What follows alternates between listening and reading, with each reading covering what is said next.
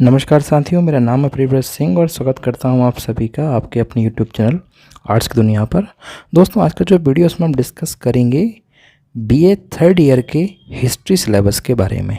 तो दोस्तों, ऐसे लोग जो इस वीडियो को देख रहे हैं और जिन्होंने सेकेंड ईयर अपना कंप्लीट किया है रिसेंटली, तो यार पक्की सी बात है भाई कि वो थर्ड ईयर में तो आ ही गए होंगे।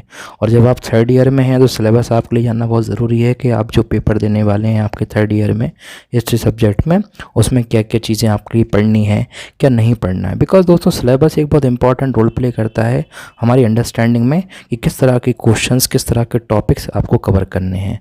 तो आइए इन्हीं सभी बातों को डिस्कस करेंगे इस वीडियो में और शुरू करते हैं हम आज का वीडियो। तो दोस्तों, देख सकते हैं आप स्क्रीन पर हम लोग पहुंच चुके हैं। यहाँ पर मैंने हायर एजुकेशन मध्य प्रदेश का जो पीडीएफ है वो ओपन किया हुआ है और आप यहाँ पर देख सकते हैं, आप क्लियर लिखा हुआ है कि यहाँ पर बीए है, थर्ड ईयर आपका लिखा हुआ है और सेशन है आपका 2023-24।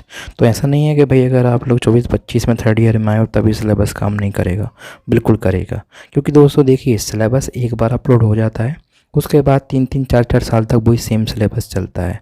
और सबसे अच्छी बात ये साथियों कि मध्य प्रदेश की आप किसी भी यूनिवर्सिटी से हैं, आपके लिए ये सिलेबस काम आएगा। तो दोस्तों देख सकते हैं, ये सारी चीज़ें मैंने आपके लिए एक्सप्लेन कर दी हैं। सब्जेक्ट अगर आपसे मैं बात करूं तो आपके हिस्ट्री में 2 सब्जेक्ट होते हैं, बिकॉज एनईपी के अकॉर्डिंग 2 सब्जेक्ट हमारे लिए लेना है। एक होगा हमारा मेजर सब्जेक्ट, एक होगा हमारा माइनर सब्जेक्ट। तो जो सिलेबस मैं आपके लिए आज की वीडियो में एक्सप्लेन करने वाला हूँ वो है आपका दोस्तों हिस्ट्री माइनर सब्जेक्ट में। यानी कि आप हिस्ट्री को एक इलेक्टिव सब्जेक्ट लेते हैं तब भी ये सिलेबस काम करेगा, आप माइनर लेते हैं तब भी काम करेगा। अगर आपके लिए मेजर सब्जेक्ट का सिलेबस चाहिए बीए थर्ड ईयर में तो आप कमेंट कर सकते हैं इस वीडियो के नीचे, तो मैं आपकी सारी इन्फॉर्मेशन दे दूंगा। आइए जानते हैं दोस्तों क्या है हमारा थर्ड ईयर का सिलेबस माइनर कोर्स में। तो ये है हमारा history of freedom movement of Madhya Pradesh. भाई मतलब मज़ा आने वाला है आपके लिए थर्ड ईयर में। आप अपना कॉलेज कंप्लीट करते करते इस चीज़ को फील करोगे कि हाँ, हमारे मध्य प्रदेश के लोगों का भी, हमारे मध्य प्रदेश के स्वतंत्रता सेनानियों का भी एक इम्पॉर्टेंट रोल है इंडिया के फ्रीडम के टाइम पर या इंडिया के फ्रीडम मूवमेंट में। तो दोस्तों, ये एक बहुत इम्पॉर्टेंट चीज़ जो है ये दी गई है आपके लिए थर्ड ईयर के सिलेबस में। और बहुत खुशी की बात है मध्य प्रदेश के होने के नाते कि हमको ये सारी चीज़ें पढ़ने को मिल रही हैं। तो आइए डिस्कस करते हैं बैक टू बैक। यूनिट 1 में आपके लिए क्या दिया हुआ है, यूनिट 2 में, यूनिट 3 में, यूनिट 4 में और यूनिट 5 में। तो दोस्तों, यूनिट 1 की अगर मैं आपसे बात करूँ तो यहाँ पर लिखा हुआ है sources of freedom struggle and rise of nationalism in Madhya Pradesh. तो सबसे पहले तो आपके लिए सोर्सेस के बारे में जानना पड़ेगा। अब सोर्सेस का मतलब क्या है?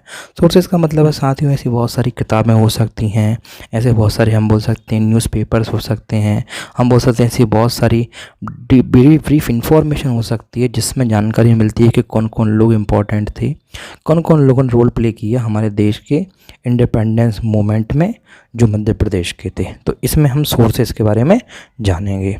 जब मैं डिटेल में आपके लिए बताऊंगा सोर्सेस के बारे में तो आपको सारे नाम बताऊंगा, फिलहाल में आप इतना समझ लीजिए।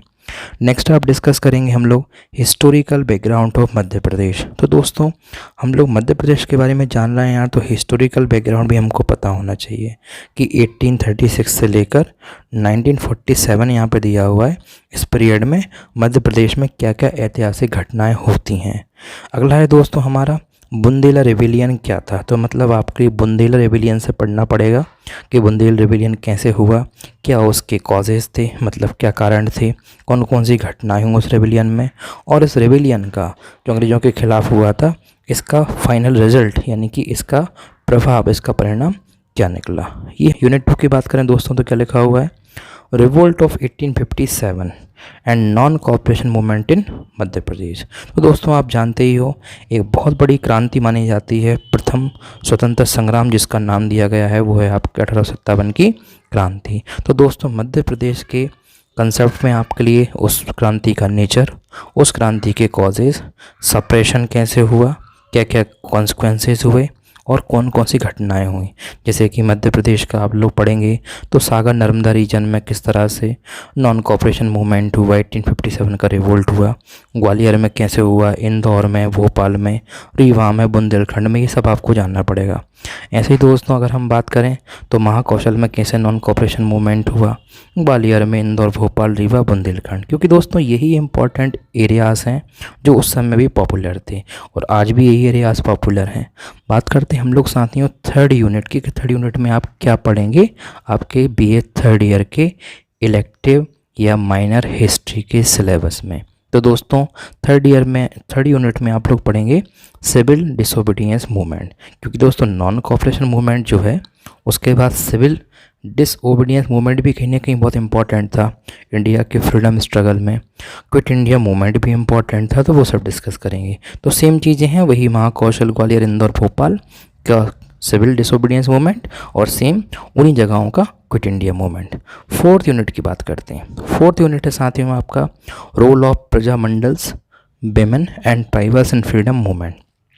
तो अभी यहाँ पर हम कुछ स्पेसिफिक लोगों की बात करेंगे कि भाई प्रजा मंडल्स का क्या रोल रहा फ्रीडम मूवमेंट में इंडिया के। ओके, इसके बाद में विमेंस यानी कि मध्य प्रदेश की जो महिला शक्ति है उसका क्या रोल रहा, और हमारे प्रदेश के जो आदिवासी हैं, क्योंकि आप लोगों को मैंने मेरे कई वीडियोस में बताई हुई ये बात कि मध्य प्रदेश में दोस्तों लगभग 46 से लेकर 47 जनजातियाँ रहती हैं। तो ऑब्वियसली यार जिस समय ये मूवमेंट हुआ होगा देश की आज़ादी के लिए, ये बहुत ही गजब हुआ होगा, बहुत ही ज़्यादा हम बोल सकते हैं कि स्ट्रॉन्ग मूवमेंट रहा होगा। लास्ट दोस्तों हमारा the freedom fighters of Madhya Pradesh. तो यार फ्रीडम मूवमेंट पढ़ रहे हो और फ्रीडम फाइटर्स के बारे में नहीं पढ़ा तो क्या ही पढ़ा। तो यहाँ पर इन सब के नाम फेमस है जो मध्य प्रदेश से हैं मेनली, जैसे कि टांटिया भील मध्य प्रदेश के हैं, ख्वाजा नायक, इसके अलावा भीमा नायक, मर्दान सिंह, फिर हैं आपके बख्तबली, फिर शंकर शाह, रघुनाथ शाह, रमनाथ सिंह, बरकतुल्ला, ओके, कुंजीलाल दुबे, केशव प्रसाद विद्यार्थी, रविशंकर शुक्ल, डीपी मिश्रा, माखनलाल चतुर्वेदी, अवंतीबाई, सुभद्रा कुमारी चौहान, सहोदराबाई राय। तो मतलब दोस्तों ये जो लोग हैं ना ये बहुत ही फेमस रहे मध्य प्रदेश के फ्रीडम फाइटर्स में, और इनके नाम पर कहीं ना कहीं आज यूनिवर्सिटीज़ हैं उनके नाम भी मध्य प्रदेश में आपको देखने को मिलते हैं। तो दोस्तों जैसे कि मैं बिलोंग करता हूँ भोपाल से, तो बरकतुल्ला यूनिवर्सिटी बरकतुल्ला के नाम पर है, इसको आप समझ सकते हैं। तो ऐसी कई इन्फॉर्मेशन आपको कनेक्ट करेंगी इस थर्ड ईयर के हिस्ट्री के सिलेबस में। तो मैं ये रिकमेंड करूँगा कि अच्छे से भाई थर्ड ईयर कीजिए। बहुत ही खुशी की बात है कि हम अपने प्रदेश के इतिहास को जानेंगे थर्ड ईयर में, क्योंकि दोस्तों अक्सर होता है हम दुनिया भर की कहानियाँ पढ़ लेते हैं, हम दुनिया भर की इन्फॉर्मेशन अपने पास रखते हैं, लेकिन जब बात आती है खुद के राज्य की, जब बात आती है खुद के ज़िले की, खुद के शहर की, खुद के गाँव की, तो हमें कुछ भी पता नहीं होता है। तो दोस्तों बीए स्टूडेंट होने के नाते अगर ऐसा नहीं पता है भाई अपन को, तो फिर किस चीज़ का बीए है। तो थोड़ा सा इस चीज़ को ध्यान रखते हुए भी आप इस सिलेबस को अच्छे से कवर करेंगे, ऐसी मैं आपसे उम्मीद करता हूँ। इसी के साथ मिलता हूँ बहुत जल्द नेक्स्ट वीडियो में, तब तक के लिए जुड़े रहिए हमारे साथ। और जी हाँ, कमेंट करके ज़रूर बताइएगा कि आपको वीडियो कैसा लगा और आप नेक्स्ट वीडियो कौन से टॉपिक पर चाहते हैं। तब तक के लिए जय हिंद, जय भारत।